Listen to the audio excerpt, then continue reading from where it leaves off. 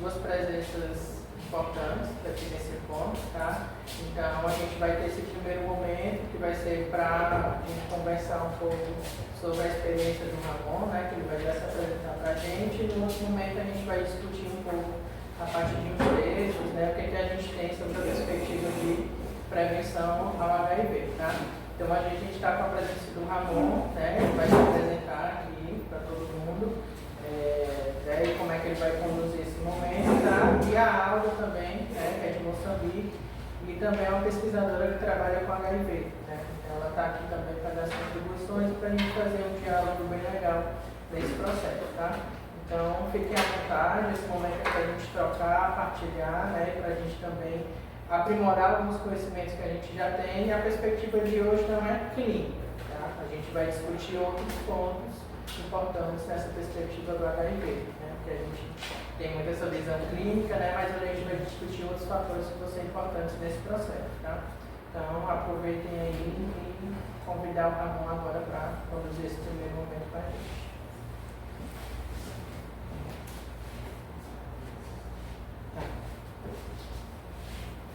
Olá, boa tarde. Me chamo Ramon. Desde 2017 eu venho fazendo um trabalho sobre HIV. Primeiro tenho que remontar um pouquinho. Em 2009 eu fui diagnosticado, né, com HIV em 29 de maio de 2009. Eu tinha 22 anos, hoje eu tenho 38, fazem 16 anos, mas existe uma sensação de que, pelos sintomas, eu tenho HIV desde os meus 17 anos. Então aí cresce um tempo, né? Mas de diagnóstico mesmo, diagnosticado e tudo mais, a partir de 2009. Bom, passam-se alguns anos.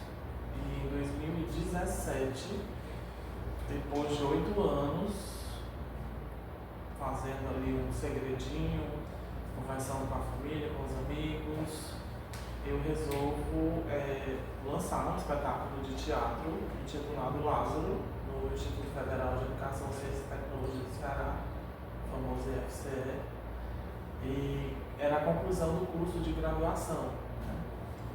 E aí eu resolvi abrir a minha sorologia. Eu já sabia o que poderia acontecer, porque eu tinha aberto a sorologia para algumas pessoas em 2009 e tinha sido assim um pânico total, um terror total. Em 2009 a mentalidade era outra, 2017 a mentalidade já tinha sido um pouquinho, tinha ido um pouquinho para frente, mas aí eu percebi que estava quase a mesma coisa, o que não é diferente de hoje. Porque mesmo que a gente tenha campanha, que é o que está em falta, né? A gente tem mais campanha com insumos de prevenção, né? Com influenciadores digitais, mas as mídias, as grandes mídias, emissoras de rádio e TV, está ficando difícil dessa galera abordar essa temática se não formos nós, os movimentos e as pessoas da sociedade civil que temos que ir atrás para dizer, olha, tem essa pauta desse espetáculo de teatro, desse livro e tudo mais.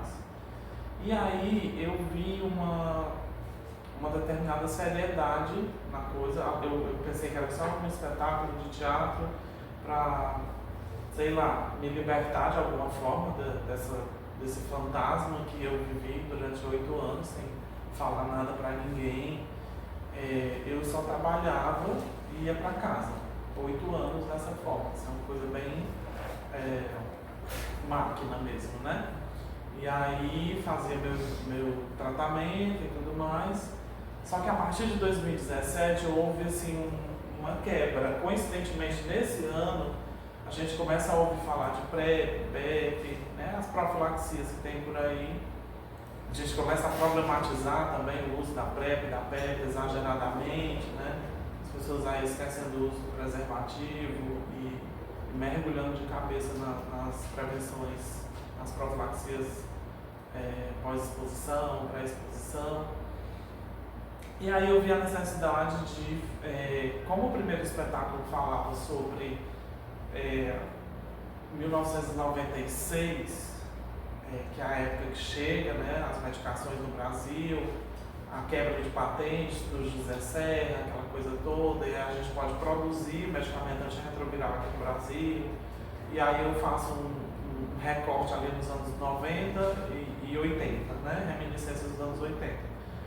Aí eu vi que era necessário fazer um espetáculo sobre hoje. No caso, 2019, eu lanço, baseado na teoria do Michel Foucault, um espetáculo chamado Corpo Dócil, onde eu me enxergo, aí sim é uma autobiografia, né? Porque o Lázaro falava de outras coisas, sou eu narrando vários estereótipos de mães, de mulheres casadas que diziam que aquilo era a peste gay, aquela coisa toda, né? A historiografia da AIDS como a gente conhece, né? Com seus estereótipos e tudo mais.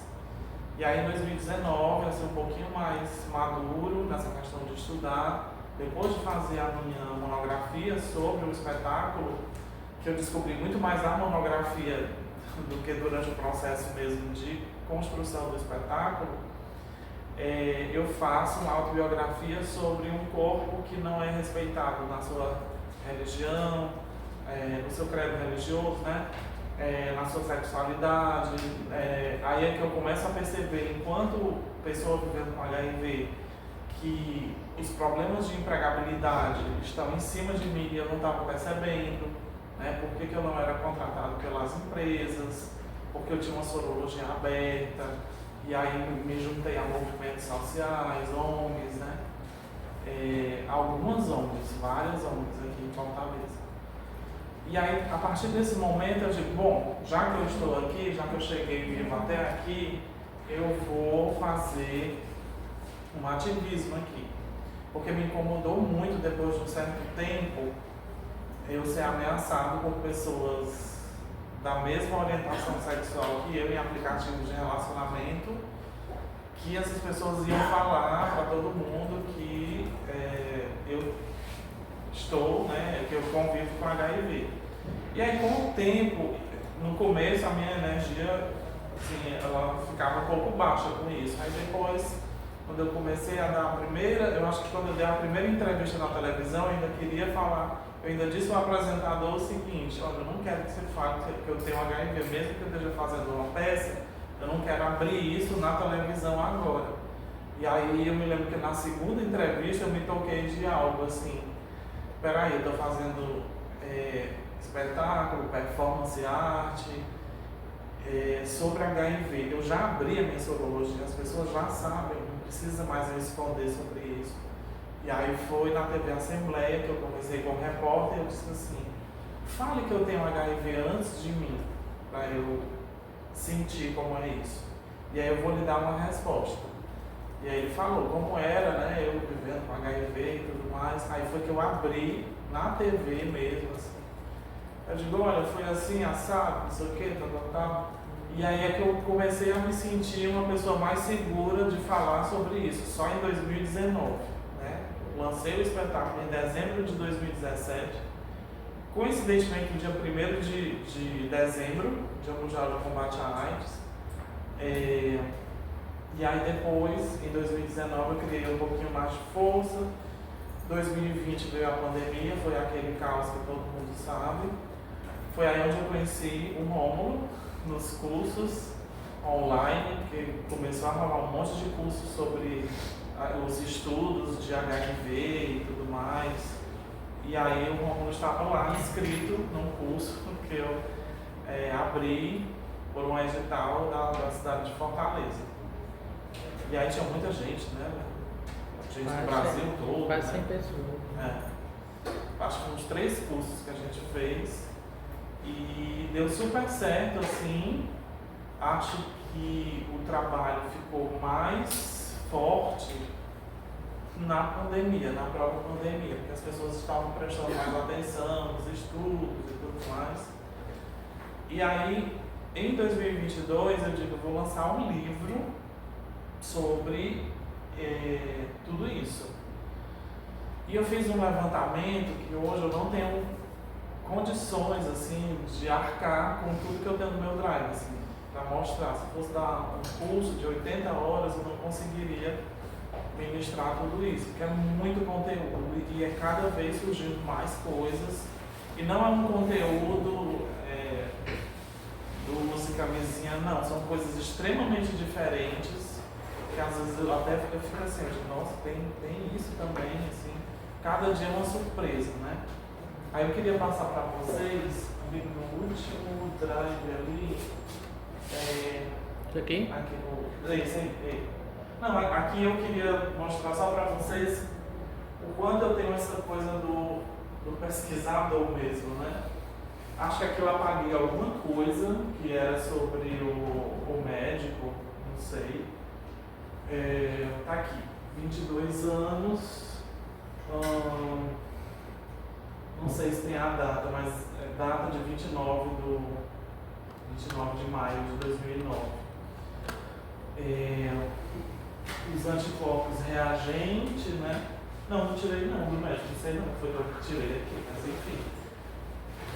Esse exame, aí você vai para o outro, que está o livro, do lado, por gentileza. Esse exame, ele está nesse livro.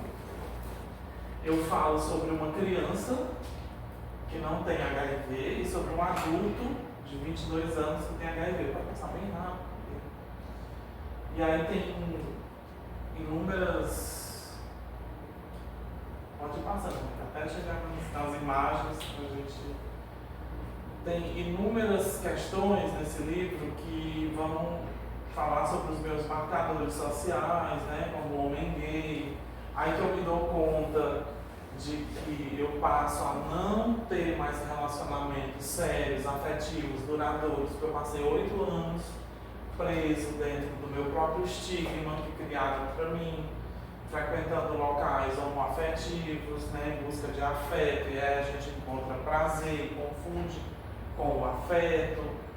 E aí eu coloco algumas questões desse livro sobre a biomedicalização, que acho que é uma coisa que a gente vai falar hoje ainda, né?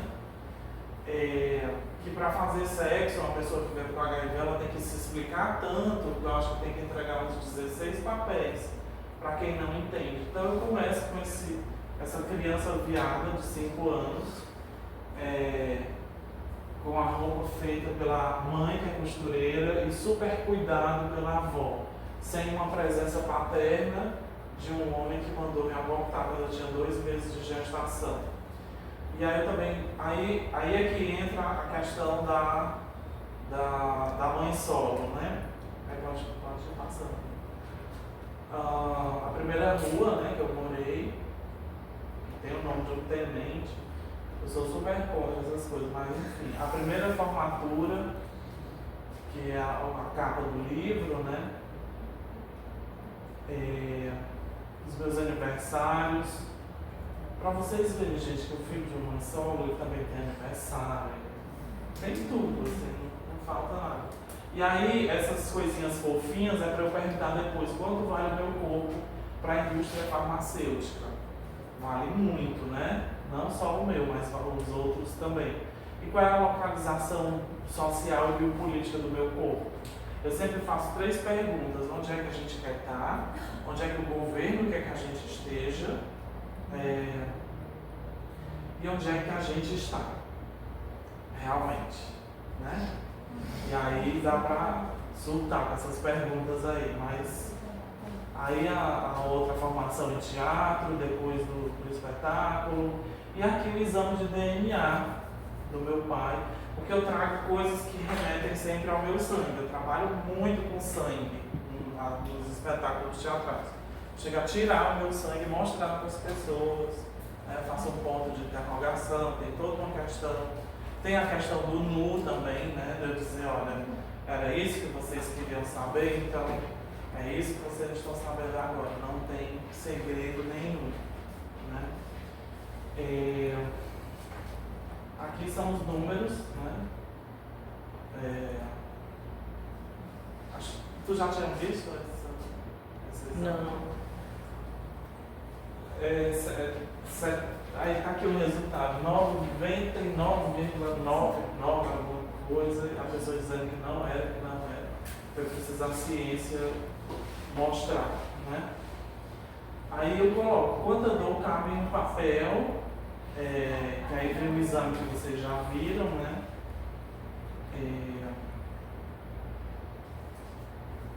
Cabe muita dor nesse papel, mas enfim. Aqui é a reunião de pais e mestres, eu coloco o nome pais para fazer uma crítica mesmo, porque sempre foi minha mãe, aqui acho que é a minha primeira professora que eu me lembre, mas deve ter tido outras antes. E aí eu falo, né, que esse recorte no Brasil existem 11,5 milhões de mães solo que provêm o sustento da família, mais de 50% delas vivem abaixo da linha da pobreza, segundo o IBGE 2021. Esse número tem que estar atualizado para hoje, né? E aí mais pontos fofinhos para sempre vir alguma pergunta, como você se sentiria ao ouvir de um médico que seu filho ou sua filha tem HIV ou AIDS, né? Porque eu acho que esse livro é para a sociedade, não é só para mim. Ele mostra a minha vida, mas ele vai perguntando coisas que são muito pertinentes. Aqui é a colação de grau do IFCE. Aqui o hospital, eu falo como é que as pessoas se sentem um dia antes de fazer o exame de carga viral, que não é só o dia de fazer o exame, tem toda a preparação antes de fazer o jejum, de outros problemas como os meus, que são de síndrome do pânico, crise de ansiedade e tudo mais. E aí eu falo como tudo vai acontecendo nesse ritual que é ir fazer um exame de CD4 em carga viral e como é que as pessoas se sentem. Ou pelo menos como é que eu acho que as pessoas se sentem quando eu as vejo, que é um silêncio tão absurdo quando a gente vai fazer exame, é todo mundo calado, com sono, com fome e com vergonha. Porque eu acho que ninguém quer estar naquela situação de ficar fazendo exame ali. Mas enfim. O 5º capítulo fala sobre... Você sabia que uma pessoa vivendo com HIV há mais de 6 meses em tratamento não transmite o vírus? Isso foi em 2021, ainda antes do indetectável igual a 0 risco de transmissão, né? E eu me atrevi a colocar isso, assim, mas ainda não estava muito disponível essa informação, não. Pode ir. Você sabe o que é prevenção combinada, né? E aí acho que todo mundo aqui deve ter já a ideia disso, né? Eu não trouxe muitas coisas para vocês, porque acredito que já... Ramon, chega, né? Me aguenta mais distribuir preservativo, teste de HIV, essas coisas. Tratamento PrEP, PEP, né? Pode passar, por gentileza.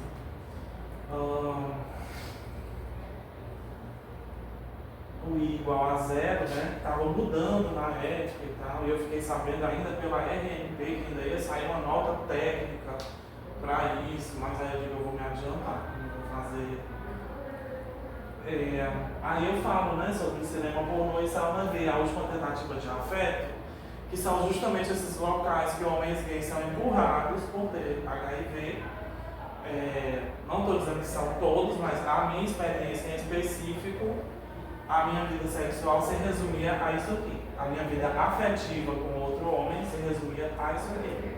Porque eu não conseguia um companheiro que dissesse, vamos lá, me dá tua mão, a gente vai segurar isso juntos. Ou, se conseguia, ele era um super-homem. E aí, por quê? Porque eu aceitei uma pessoa inferior a mim. E isso, com Mariana, acho que eu não aceito jamais, que é a posição de inferioridade, né? Eu estou bem calminha aqui, mas sou uma pessoa bem, assim, o Romulo me conhece. Ariano. Aí o curso, né, acho que tu fez esse, foi esse, o primeiro que você fez também. Era um curso que falava sobre AIDS, e aí tinha muita gente de outros estados, aí sofreu um processo de xenofobia, dizendo que o Nordeste não sabia falar de AIDS e tudo mais. Então as competições, né? Porque prédios que se destacam, levam martelada, né? E aí, aqui já faz parte da segunda edição, Ressurreição ou Autoficção. Tomar de volta os nossos direitos, sair às ruas reivindicando saúde, moradia, educação, emprego, dignidade. Infelizmente, o silenciamento que fazem para as pessoas vivendo com HIV/AIDS é insuportável. Deslegitimam a sua existência, existe uma máfia em cima dos menos favorecidos. Aí eu venho falar diretamente com vocês que são profissionais da saúde, que estão trabalhando nessa parte de gestão, de logística, de muitas outras coisas, que prestem atenção quando vocês forem visitar alguns locais, ou vocês já prestaram atenção nisso, que é uma cesta básica pela minha existência. Uma receita pela minha existência dentro de um hospital, dentro de uma ONG. Então, tira-se toda a humanidade de uma pessoa vivendo com HIV e AIDS.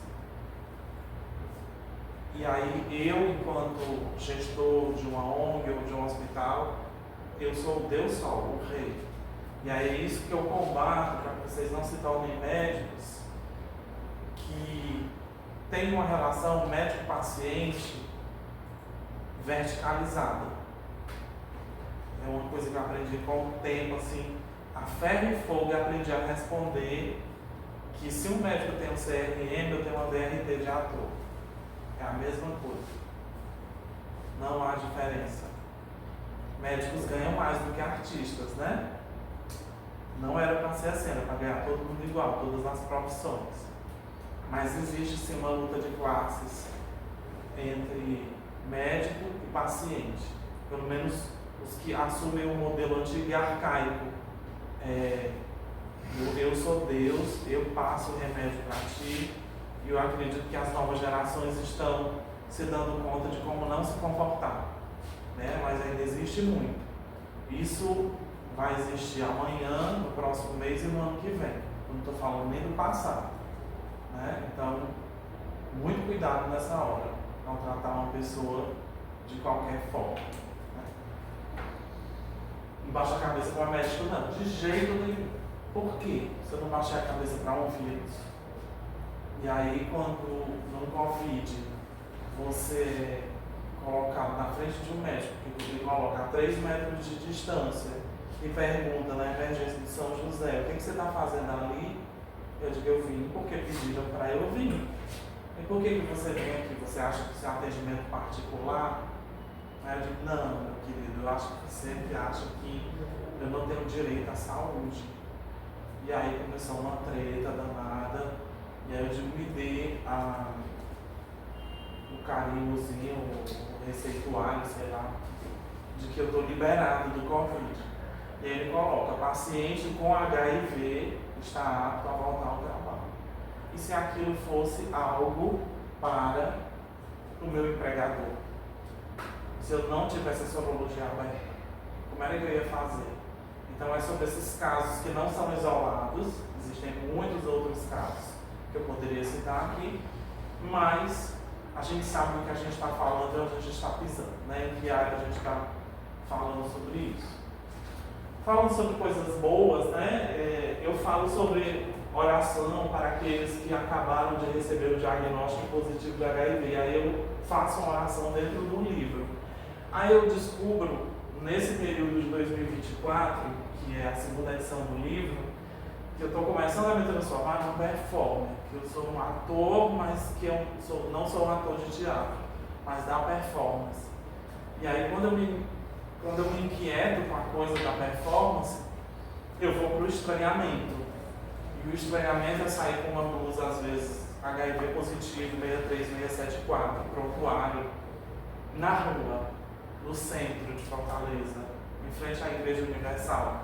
Talvez algum bispo resolve me curar, né? Sem agressão à religião de ninguém. Mas assim, se acontecesse isso, seria uma experiência muito rica, porque além de eu não acreditar, eu só me coloco nessa situação se vocês filmarem. E aí depois eu trago aqui o exame para vocês, para ver como é que ele está depois da unção, né? Então, são muitas coisas que pacientes chegam no hospital morrendo de AIDS hoje, em 2025, porque foram curados em suas respectivas religiões. Isso é muito sério. As quase 300 pessoas que morrem por ano de AIDS no Ceará, segundo dados dos boletins epidemiológicos nos últimos dias do ano, é que falam sobre isso. As 10 mil e tantas pessoas que morrem de AIDS todo ano, que parece um número assim, vamos matar 10 mil todo ano no Brasil, falam muito sobre isso. Fora a não aceitação das pessoas, a não adesão ao tratamento, o desgosto, o suicídio, que não acontece só em setembro também, Pode passar. Eu acho que é isso. Aí eu vou falar sobre o que é um corpo dócil, Eu também fiz um artigo sobre isso. Acho que no mestrado eu articulei mais coisas.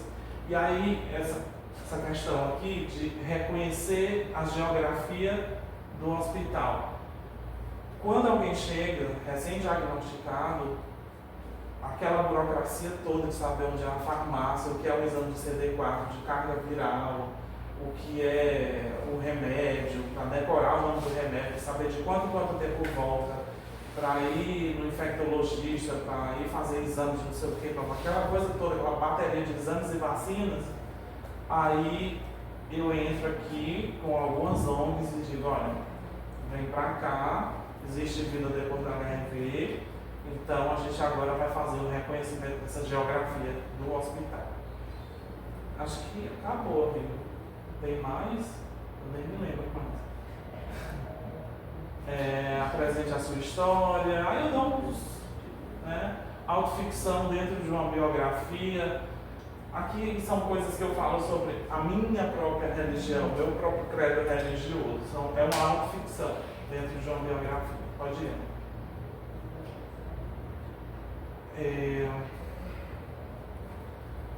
Essa é uma carta psicografada a mim em 2011. Acho que dá para entender qual é a minha religião. Depois acho que eu boto o texto dela. Mas muito louco isso aqui. Muito louco com relação ao HIV. Esse é o espetáculo Lázaro. Aqui eram mais de 3 horas botão vermelho do ateliê da minha mãe, colando com cola de isopor no meu corpo. Acho que é isso. Acabou? Tem mais ainda? Os espetáculos que eu fui fazendo ao longo do tempo, as sinopses dos espetáculos.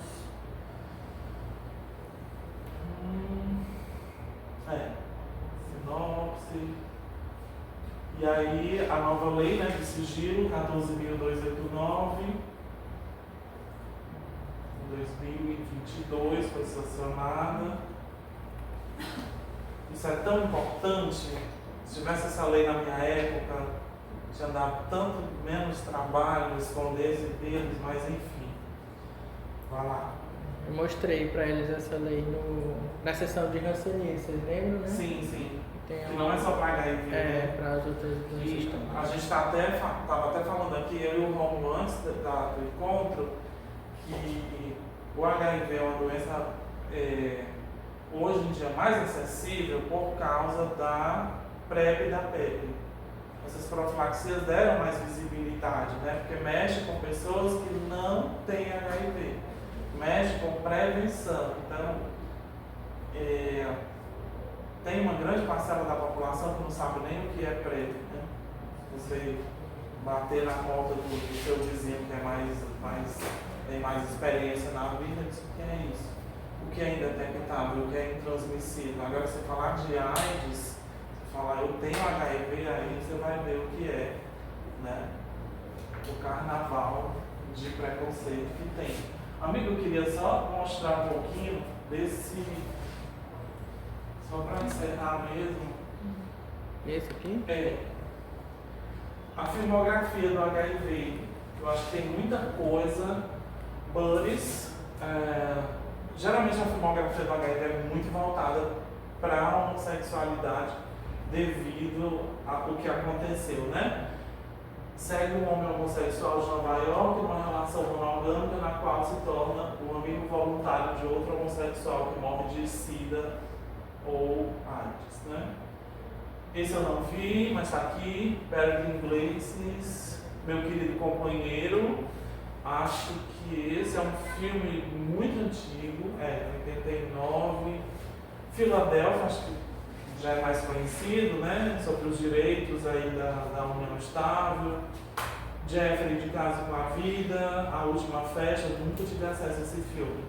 Tem coisa que... As Horas, que fala sobre um recortezinho do HIV. A Casa do Fim do Mundo, que já é um filme mais sobre jovens.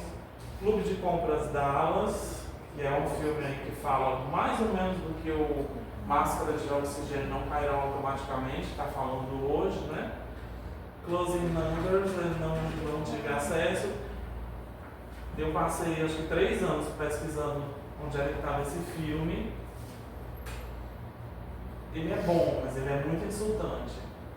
Patient Zero. Noites Felinas eu ainda não vi. Muita coisa ainda não vi.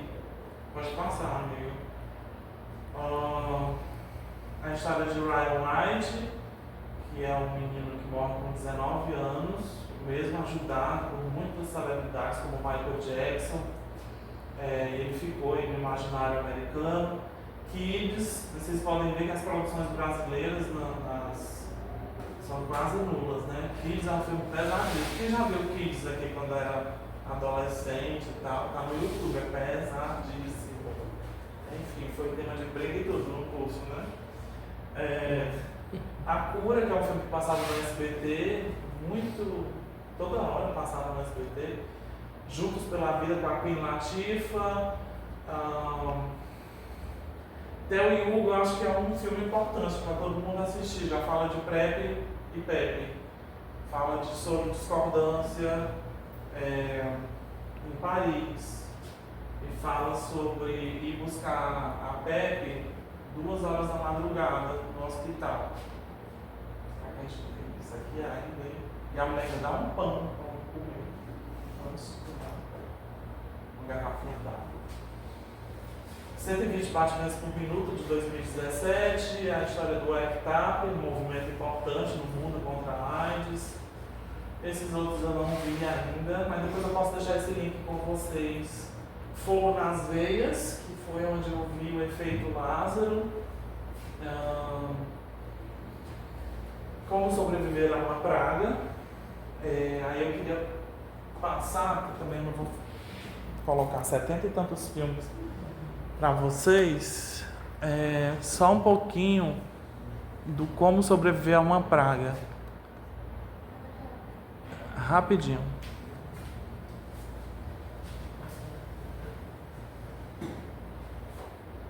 Acho que nem precisa de som.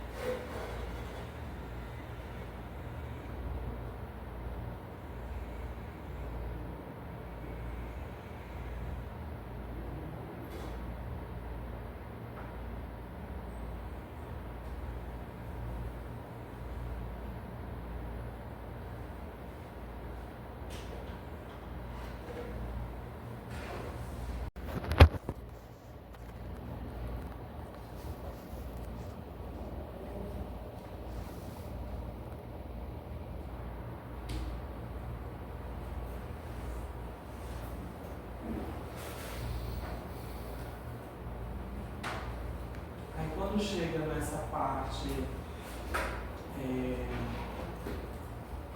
da catedral, porque isso é um recorte histórico, né? A gente não está aqui fazendo nada contra o credo religioso de ninguém. Eu printei isso para colocar na minha monografia, porque realmente eu não queria escrever e repetir o que foi. Pronto, é isso aí, são esses os prêmios que eu tiro da.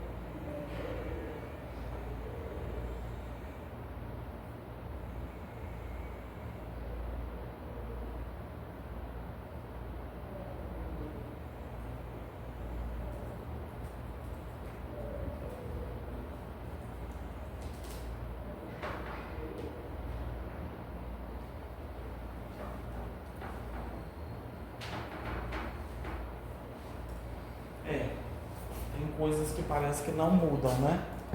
A sociedade inventa celular, computador,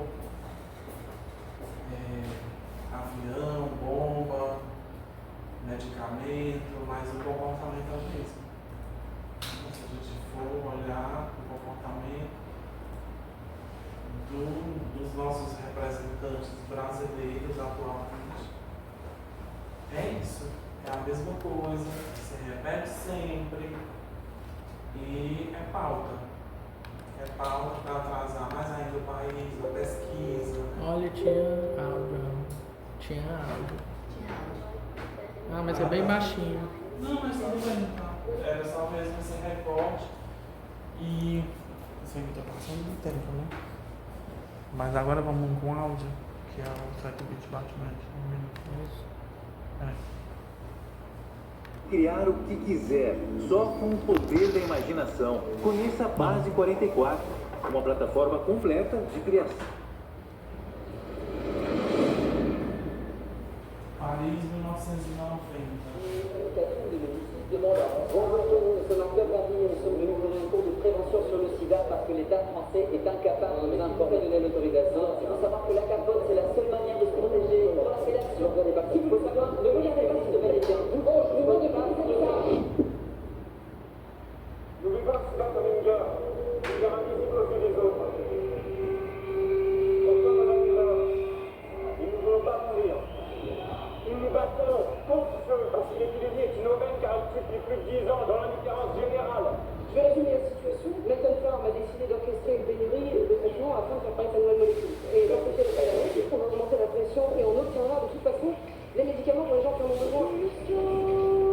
Ensemble, nous pouvons unir nos forces pour résister à l'épidémie et aux problèmes sociaux qu'elle engendre. Il faut inverser leur rapport de force.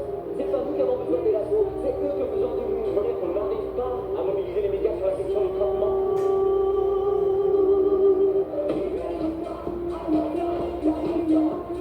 Ensemble, nous pouvons construire une communauté capable d'adopter la maladie, une attitude positive et combative. Je ne sais pas ce que je peux dire.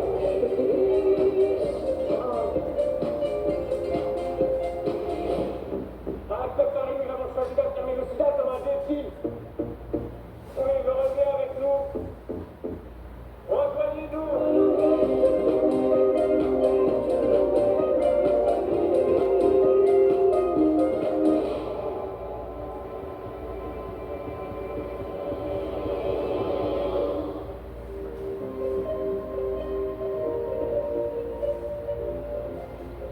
Je sais jamais comment est-ce que tu faisais là.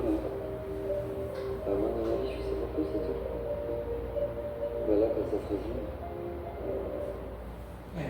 É o que se resume mesmo, às vezes, né? Bom, acho que é isso. Só para fazer aqui um registro, eu estou aqui hoje com a turma de medicina do campus Porangabuçu, da UFC. Esse é o edital, o 13º edital Ceará das Artes.